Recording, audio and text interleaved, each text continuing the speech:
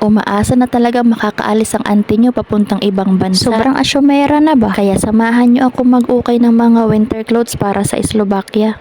Dito nga ako napadpad sa EDSA Cubao. Sa hinaba-haba ng nilakad ko mula Alimol ay nakarating din ang auntie nyo. Pagdating ng Farmers ay lalakarin lang ng diretsyo along the way ng MRT at makikita nyo ang Sogo Hotel. Sa tapat nga nito ay ang ukay na pupuntahan ni auntie at sa bongga nga ng entrance nito ay mapapasana all ka na lang.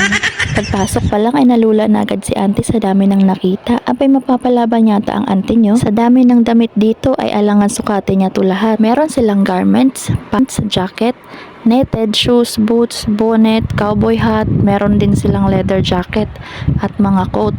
Nakaka-overwhelm talaga sa dami, auntie. Meron din pala sila nitong puffer jacket na iba-iba ang kulay. Kung alam lang ni auntie na meron pala dito, hindi na sana nagpuyat kakamain sa online.